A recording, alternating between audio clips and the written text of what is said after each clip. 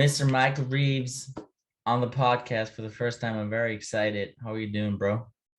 I'm doing wonderful. How are you doing? Doing very good. I'm here in Seville right now. Where are you at? Right now, I'm in lovely Dover, New Hampshire, small little town in the Northeast United States. Yeah, no, everything's going good over here. Beautiful sunshine, nice weather.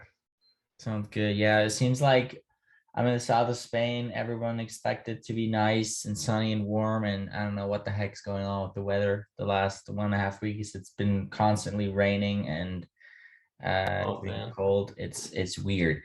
But anyways, we're not here to talk about the weather. I want to talk to you yes, about a little bit about the topic of crypto. Um, the podcast, I think, has become over the last year a platform where we want to talk about different things, of inspiring different ways about inspiring people to, yeah, find out what it is they want to do in life and finding ways to get to that point in which they can tell themselves that they're like, if they know that they're now independent, that they're a little, maybe a little more free. And I think a big part of, yeah, freedom can be financial freedom or financial independence. And for absolutely. me, crypto can be at least one way to get there in terms of passive income, in terms of trading, in terms of, yeah, making a new form of money. So, Mhm. how did you get introduced to that topic? What were your first steps and when, especially? So I was first introduced to the cryptocurrency my second junior year of high school. Um, Mhm. by my good friend Reed. He suggested to me to invest into Bitcoin, which at the time was only at $100. Unfortunately, I did not take him up on his offer. I brought it up to my dad, and he was not very thrilled about the idea. He thought it was a big scam at the time and that it wasn't going to go anywhere, obviously. And that's probably one of the biggest regrets of my life is not taking that up. But Did you that's do when I it? was first. Yeah, not neither of us ended up doing it. Okay. Um, Reed actually got in early on XRP when it was down, but he lost his account password. Um, So I think he said he's Oh got something no. like 50 or $60,000 just sitting in this account somewhere, and he just has absolutely no idea how to get into it. But Dang. yeah, I had some knowledge about this stuff, probably pretty early on, like right when the market was, at its probably lowest point. Um, And then as of recently, obviously crypto's been a big boom, and through COVID and quarantine and all that kind of stuff, I think it definitely gave people more of an opportunity to just kind of sit back and research and just learn about different opportunities where they can make money, especially in difficult times. Um, and That's where I really just had all that downtime to just kind of go in, research. YouTube videos are a great source of just learning from other people and seeing their knowledge on the topic. And Yeah, I mean, you just kind of just go out and you just do a little research, and it's pretty incredible what you can get out of the research that you learn. Yeah, yeah. I wanna I want to talk about Ripple in a second because I think that Ripple especially is a very interesting topic. And then also, I mean, I think you already addressed it correctly. You kind of get attached to something and then you kind of get into it and inform yourself about it. And I think that is the biggest thing we should understand, is especially about NFTs even more, but also about other Mm. token projects. It's all about the community. And I think that is the main idea also about behind NFTs, to create a new form of communities, just like we had it as kids, also our parents as kids in some form, like trading some sort of cards, even if it was just like cards about motor cars or soccer players in Europe or in Germany, football, Yep, baseball, yep. basketball in the States, also here as well.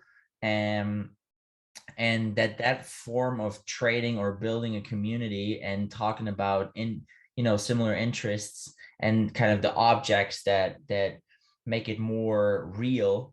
It was just a matter of time to come to be digital. So Mhm. what were you first? So you said Bitcoin, you kind of missed out on that. And then what Yeah. were your first coins or projects you actually invested to after, of course? And I think that is, again, we talked about this a couple of times in this podcast, there's no financial advice. It's just two guys talking about their personal experiences.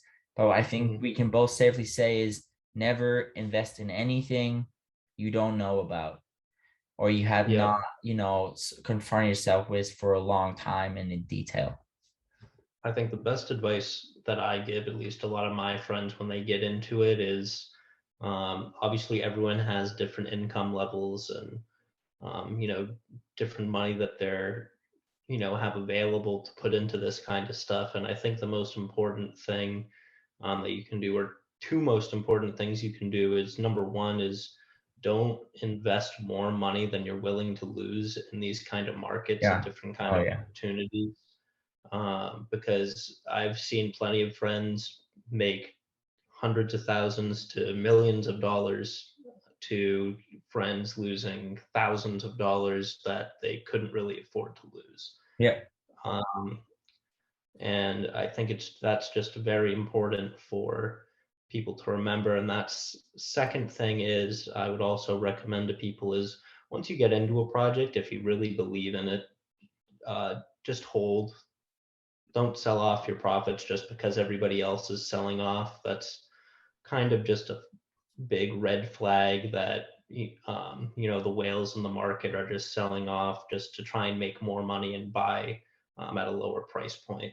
Yeah. But going back to your question about the first one that I got into, it was probably I first got into Dogecoin, believe it or not. Right, as funny as it is, I got in right around what was it?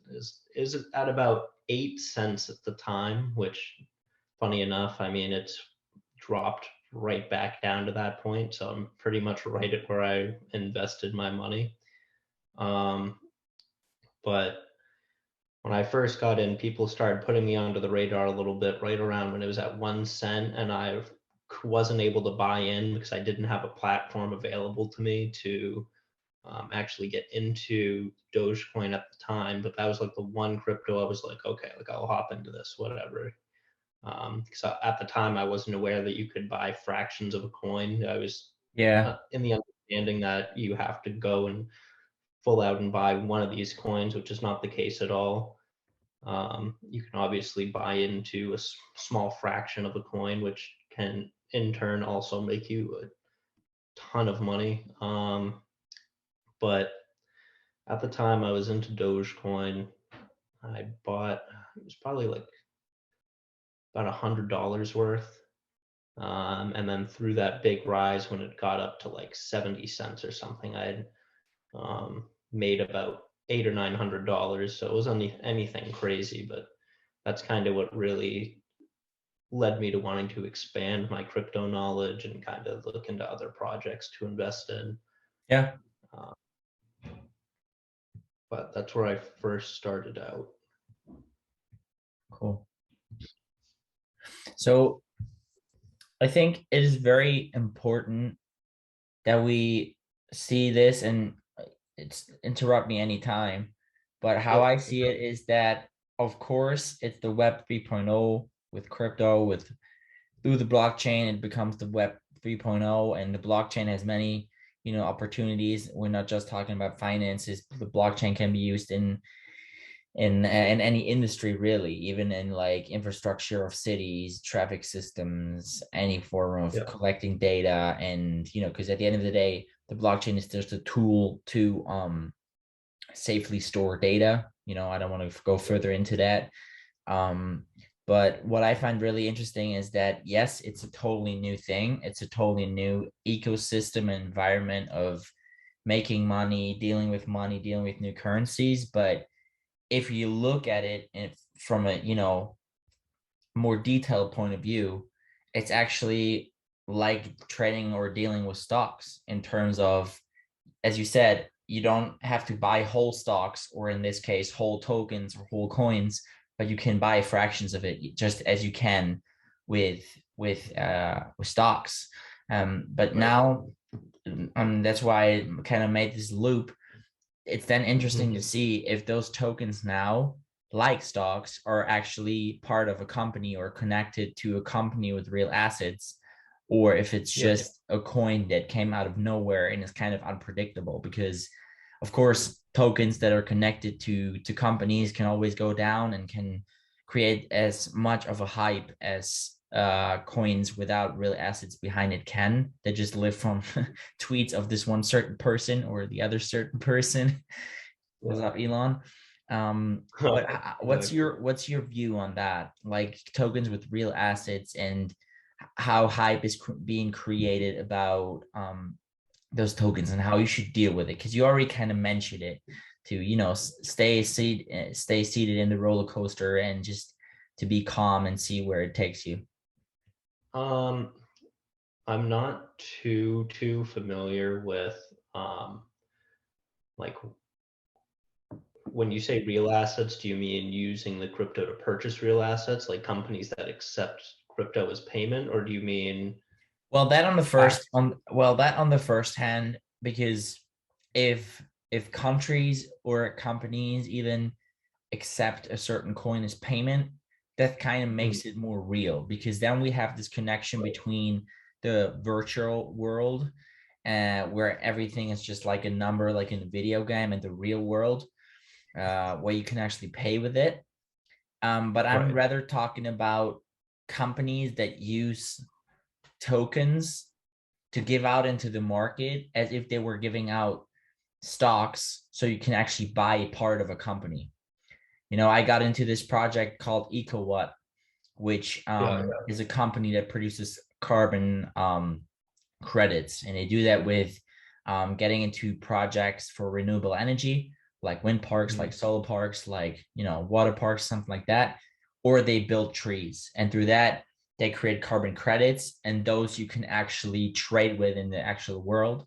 And to expand Mhm. their company further after the first stage in the seed stage investing round, they're giving out tokens instead of stocks, so people can buy into the company to make it grow bigger, to in order for them to have bigger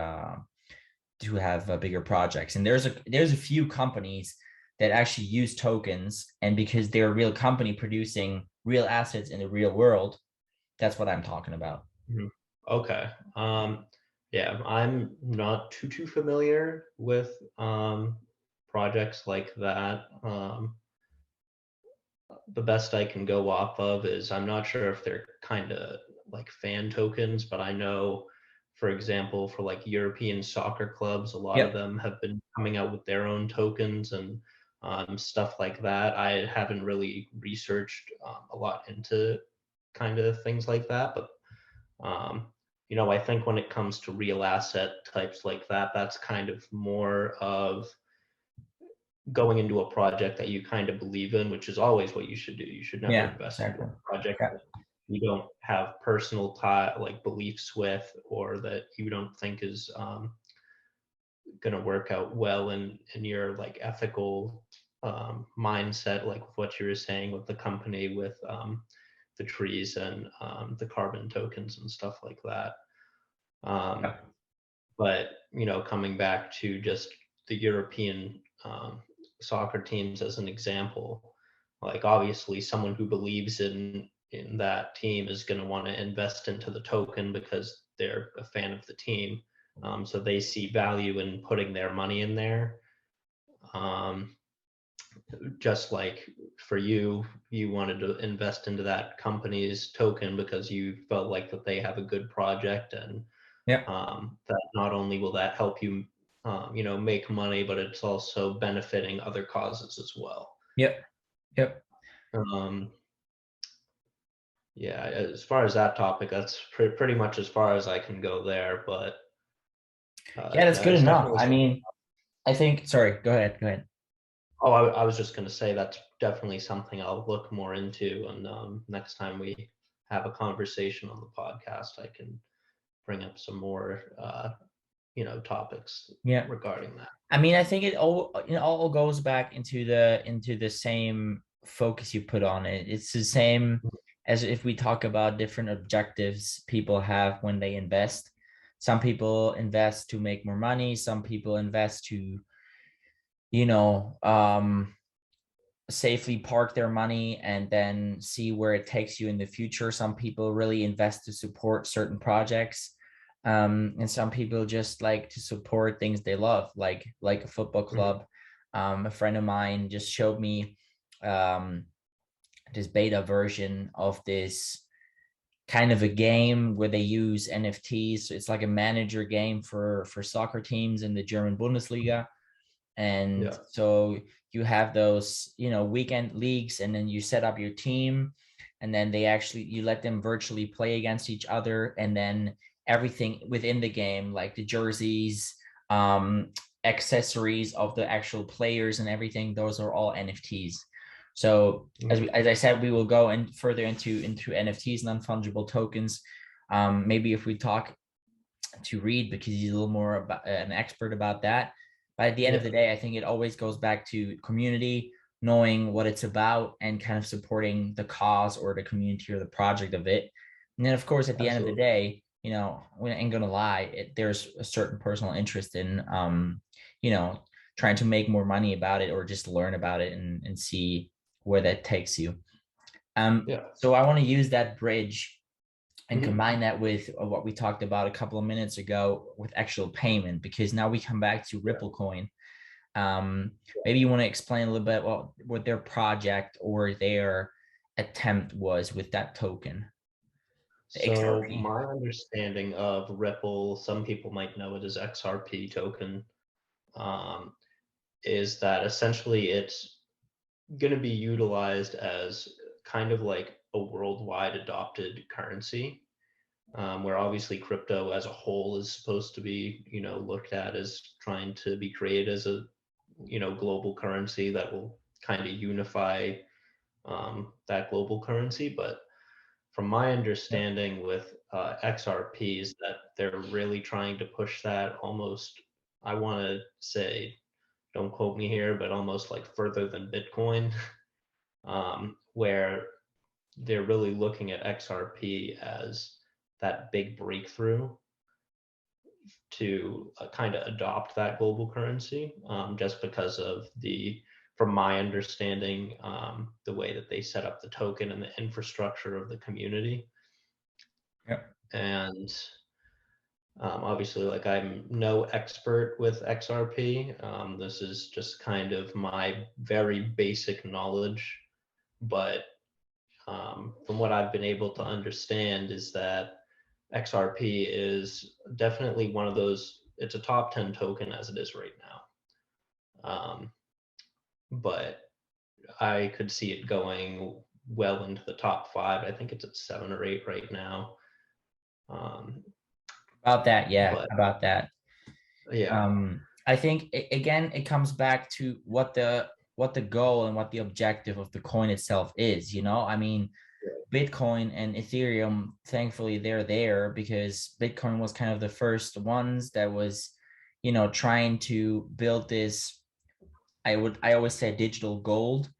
I know it's taken yeah, a little far, but if we talk about, currencies that we have versus the actual only real form of money, which is gold, mhm, then they have those characteristics, they're transferable, they're shareable, they're transportable and everything.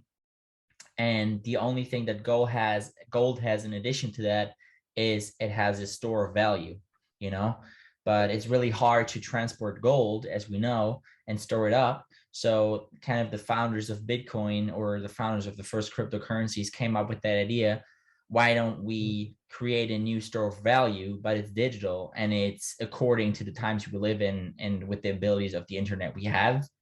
right, Again, interrupt me anytime, but I think that is kind of the approach, because in only producing a limited amount of tokens, you again create this store of value, just as you have with gold, because there's only a certain amount of gold in the world. Right. And Right. with the current currencies we have in our world, like dollar, yen, the ruble in Russia, or the euro in Europe, or whatever it is we have, we all know that, especially in Corona times, but also before, there's no really limit on how much money they can print. So, as you know, inflation is a topic. Mhm. The loss of value of money is a topic, and with crypto, you then again have a new store of value that you can use, right? Right. So I was actually just going to cut in there and just bring that up is um, obviously through the period of COVID over the past couple of years, that's resulted in more and more governments, trying to create relief packages and, um, some kind of way to relieve the people of their economic stressors from, not being able to work, from, businesses shutting down and doing all that kind of stuff. But um, obviously, that's a very terrible thing, but obviously, that's going to give people like us in our generation a lot of stress later on trying to pay all that stuff back. Um, and the biggest thing about it is, like you were saying, with inflation, is that because they've been printing all this money and trying to, make up for that um, big discrepancy there, to try and aid the people economically. That's putting a lot of pressure on, just speaking from a standpoint of the US. Like at this point, most economists already know and believe that uh, the economic infrastructure right now with the United States, like the actual US dollar, is going to crash. Like It has there's, to. uh, Either yeah, that, there's, or the only other way you can really do is to declare every freaking state in the world not bankrupt. Because right, it's like exactly. with soccer clubs in Europe, because they're mostly not privatized like the football clubs in the American football teams in the States. They're all kind of bankrupt. It just depends on who's bankrupt a little more than the other. And I think this is very interesting. I think that goes into another direction, but I think it's important to talk about it, because crypto can then be a way out of that, Right, exactly. And because that's kind of it's where I was going to bridge decentralized. that in. Yeah, exactly. Was, yeah, it Yeah, was like where you can see, like that's the whole like belief why economists and even some people in like the United States Congress have been pushing that crypto is potentially can be that next form of currency that the world can take on, that yeah, can replace the currency system that we have right now. yeah, um, and that can kind of why investing into crypto now, which again, we're not experts into crypto, we're not saying invest your money into crypto, but um, in my shoes, I personally am investing into crypto because I believe that that's going to be that next currency for the global infrastructure, and that's where what's going to put me ahead in the future than yeah. other people. Yeah, I mean, um, you just got to imagine that you're in the position of people in 1998 and 1997 understanding how the internet works, right, and I wouldn't exactly. say that we both or anyone that is kind of just getting into crypto step by step, the experts Mhm. are on a whole nother level, the creators, the people that deal with it every day, nonstop, constantly, nothing else. That's not us, but people that just confront themselves with the topic, trying to educate themselves. That's what we're trying to do here as well.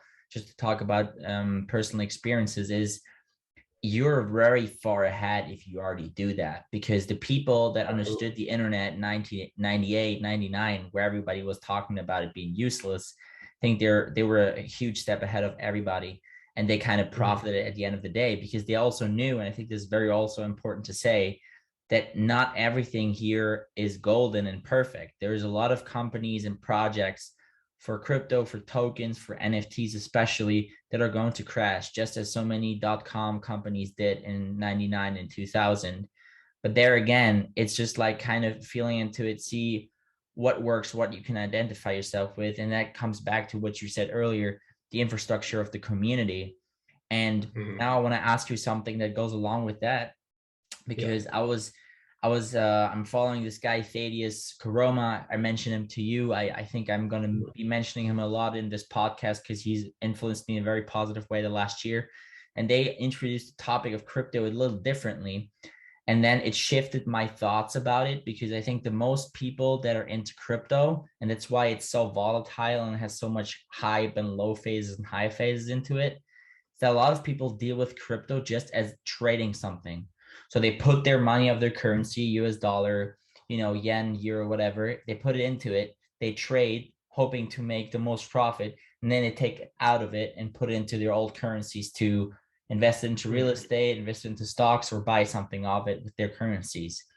My opinion now is that that is the wrong way to do, at least not all of it, because as you said, you want to be ahead, you want to invest into crypto, but then you're an investor and not you're a trader, Right. so you want to actually, as I understand it correctly, transfer your money from your current currency to a new form of currency that we will use in the future to go out of the way of being a victim of your current currency dying out. Right. So, um, my philosophy there, that I would say I would recommend is, Yes. um, when you're looking at it, right? Um, I wouldn't say don't necessarily have your currency and take your crypto and put it back into your own currency. Like you can do that. Like if you need money now, right? Yeah, Because of course. obviously crypto's for the future. Um, but the more that you put into crypto and you hold, the more of the process will go along, and you'll be seeing more and more of these companies start to accept crypto as payment. So then you're no longer going to need to have your own currency to be able to say, oh, like we see it with Tesla and Elon Musk, right? They're accepting Bitcoin already, where all of a sudden one day they're just going to be like, okay, now we accept all crypto, right? And then you can walk into the Tesla store and say, all right, I want a Tesla with crypto. Or it could be anything else. You could walk into the grocery store and all of a sudden you can pay with crypto for your food, right? Believe it or not, like I'm not going to be surprised when some companies start to really hop onto that bandwagon in a way, uh, Yep. and just kind of really open the floodgate for, okay, so now we're starting to globally adopt this, and now we're going to be able to give the people kind of what they want. Yep. And go into like a marketing standpoint here for a little bit is like you look at consumer behavior, right? And the only way that companies are going to be able to stay afloat is through studying the consumer and being able to say, okay, so what is satisfactory to our consumer? What is going to make them happy? Yep. Um, so once you start seeing all these companies start jumping onto the crypto ship, all of a sudden, all these other companies are going to be like, "Oh my God, we have to satisfy our customers. Now we have to do that as well." First of all, that satisfying your customer, seeing what's up, and then trying to be Mhm. part of it, not to be left behind, but also just seeing it from a general standpoint. It There are new ecosystems then building up, and you want to try to Mhm. diversify yourself as much in those new ecosystems or markets, if they've proven to be valuable to you, as much as you do that in the markets that already exist right now. And Right. I think this is a very, very important topic. I want to cover Mhm. two more things, and then I think Yeah, that we have plenty for a first episode about that topic. I want to absolutely. really quickly talk about the point of staking, because if we talk about crypto, we talk about crypto in combination with the blockchain, because all the cryptocurrencies run on their own blockchains. We talk Right. about with crypto, you can become your own bank. So what Mhm. that means in certain ways is that first of all, you can transfer money thanks to the blockchain very quickly and very safely in most of the ways. You just have to be careful to use the right blockchain Right. um, very quickly and very safely.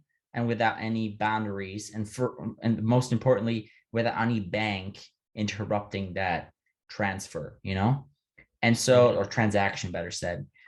And the Yeah. second thing is, which I think is very interesting, comes into what you said about holding the money. So there's now also rewards for that. Because if you hold your crypto for a certain amount of money, or you put them in so-called lockup periods, that is called Mm-hmm. staking. And what happens if you stake, you earn just you earn money for giving the money you're not using right now in forms of tokens into the market, so the market can work with it, and you will gain revenue through that, just if a bank would give you a credit and collect revenue for giving you the money they're not currently using so you can use it. And I think that is very interesting, because with those revenues that are currently constantly coming in, you can then create a form of passive income. And that is, I think, something very attractive. And now I want to hear your opinion on that, because I think that is something, or that's a big argument that will get people to not trade it and get it back to their own currency, but to hold it and just collect the revenues they get out of it to then work with that money. Yeah, absolutely. So when it comes to staking, I personally have not staked any of my crypto, Mm-hmm. just because you look at a lot of those crypto projects that offer staking, and a lot of them, at least the ones that I've been aware of, have mostly been, a lot of the meme tokens like Shiba Inu and Saitama Inu. Those are two projects that I personally am invested into. Um, and at first, both of their rollings out of their own ways to stake their tokens was not necessarily received very well, and it wasn't necessarily the greatest thing on planet Earth. But uh, you you look at projects like that you get onto, a wallet like a Trust Wallet or a MetaMask, or um, I want to say even like a Coinbase wallet. You know, already when you get tokens off the market like a Shiba, a Saitama, any other kind of like meme token like that, and I'm sure anyone else who goes out and does research, any token that offers up it's almost like a buyback in a kind of way.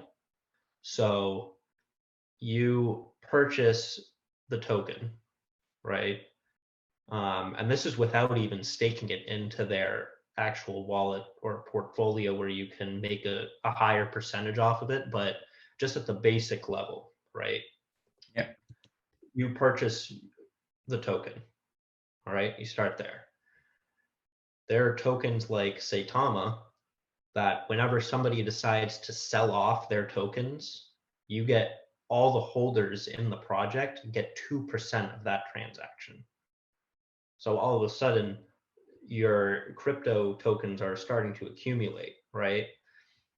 And that's without staking. So like you can look at staking projects where with Shiba, for example, where you could automatically be getting back as high as like 4 to 5% just for staking, you know? And obviously that's just about double what you'd be making off of, say, a Saitama at the basic level, Yeah. you know? Yeah. So just, I mean, staking for me isn't something that I personally do just because it's something that's a little bit new, that communities and projects are just kind of starting to roll out, at least from my understanding. And that's kind of a risk that I haven't wanted to take because, there's always that risk of, oh, like, what if this stuff is so new, all of a sudden it crashes and then all of your tokens are gone, you know? Yeah. Um, I personally just play it really safe, and I'm already making that in a way staking of my tokens just by letting it sit there and hold.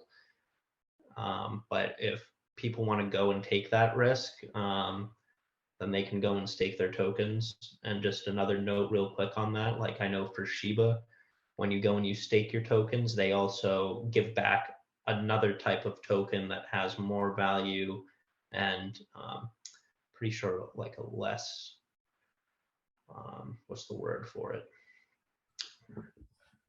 Like a lower, um, essentially just a lower amount of them. Like there's Yeah, I much mean, more at the end of more the limited. day, at the end of the day, to give instead of giving you revenue in your current currency like dollars or euros, they will just give you another token, so it's another form of value, which I think is an Right. interesting idea because it gets you used to not thinking in your old currencies anymore, but into new tokens that might arise. Of course, I think we're going to have a certain amount of standard, just as the Bitcoin is being treated as an index rather than an actual token. So rather like a measuring scale, instead of, an actual token that's being traded. Because I mean, of course, as with everything, as with stocks, as with any market, you need something you can orientate yourself on. And Mhm. I think staking is going to be a very interesting topic. And I think more things are going to come step by step as this infrastructure and this ecosystem or these ecosystems arise or build themselves up. Always thinking in the terms of, if we talk about being our own banks or building up our own financial systems, kind of what would still be missing in completing that in comparison to, a financial system or a banking system that we now know.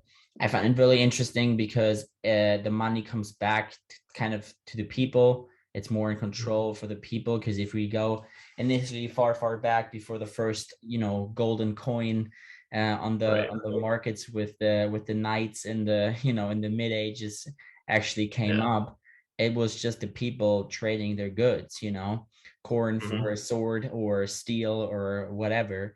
And then somebody came up with the idea, instead of, because it was so unclear what was what and how much was that, to kind of introduce this first form of currency.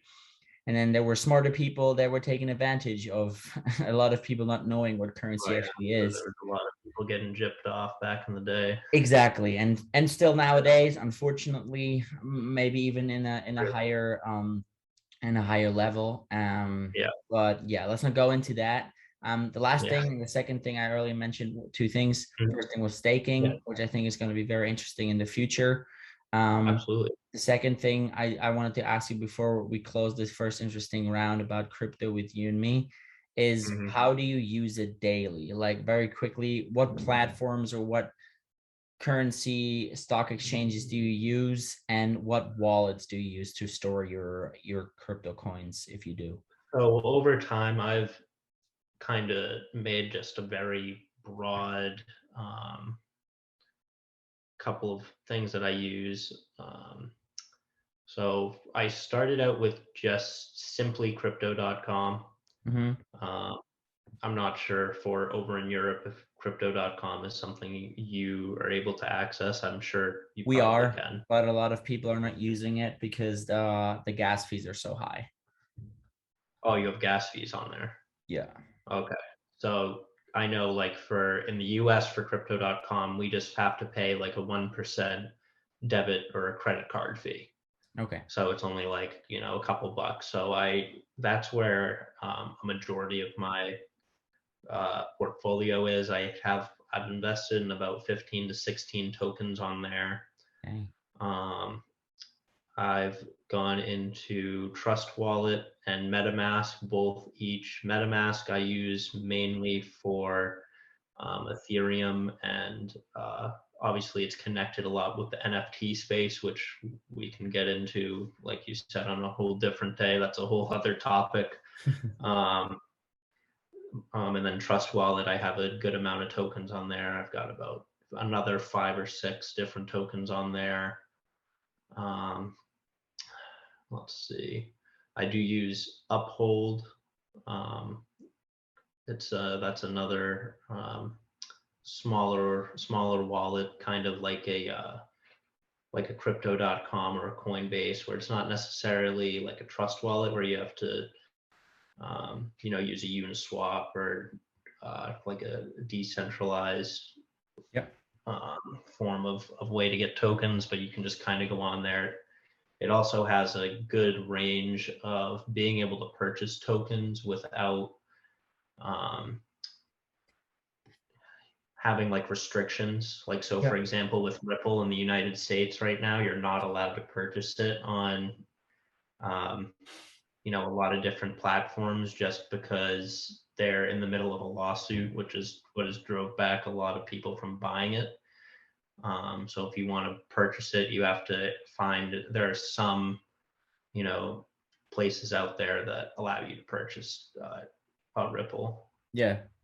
Yeah, you can purchase them in You Europe, Yeah, by yeah. the way. Yeah. Unfortunately, the United States has that on lockdown right now because they're a little concerned about it. But um, Understandable. yeah, yeah. And then I've got a little bit on Binance as well. But yeah, no, like I have a very diversified area of where I keep my crypto. I don't really like keeping it all in one area just because you have that risk of getting hacked or Yeah. cybersecurity and all that kind of stuff, and you don't want to have all your stuff in one spot and then lose it all. Yeah. But That sounds good. So I take yeah, away from what you just said. First of all, as with everything, we don't want to be emotional about it. We don't want to be naive about it. Of course, there's a lot of opportunities, a lot of positive things, as we said, getting back to the people's hands, away from the control of bigger institutions.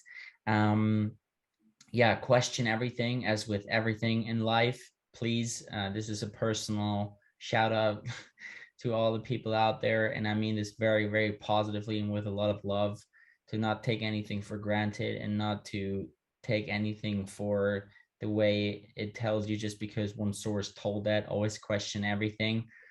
um and yeah, essentially just just yeah, I was just gonna say, always do your own research and just exactly. kind of Yeah. just go and do what you believe in. Yeah. It doesn't really matter what anybody else says. Like if you feel strongly about something and you want to invest your money into it, and you're doing it responsibly and you think it's a big breakthrough for you, then go ahead and do it. But just always don't be surprised if you end up losing Yeah.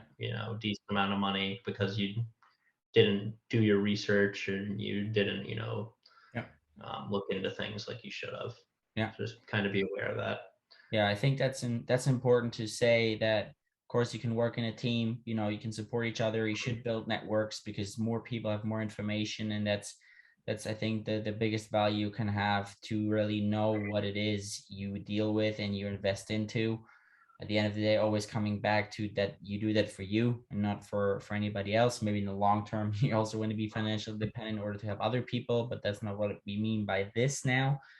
And yeah, also not to stress yourself out, because I think there, at the very beginning of it, there will always be people that are a little more nerdy about it, that will know more than you, but that doesn't mean you cannot benefit from it in the long run. Mhm. um and yeah, I think that's it. For me, you've got anything to add, Michael? No, I think that should be it for me today as well. Cool. Cool. So yeah, after a brief intro we had on this podcast with Domi, getting an intro to investing, getting an intro into stocks and then crypto. I think this is a little more, I wouldn't want to call it advanced, but at least a podcast episode for some people that it's not the first time they deal with crypto. I also want to put that in the info box. Um, I want to thank you for your time. I'm excited for the next episode with Reed, or whatever further topic we go into with NFTs, Of course. maybe also metaverse, sandbox, and everything else. Yes. Yeah, thank you for your time, Of and I will course. see you Thanks very for having me. soon. Yes, we will talk very soon. Thank you, sir. You're Bye. very welcome. See ya.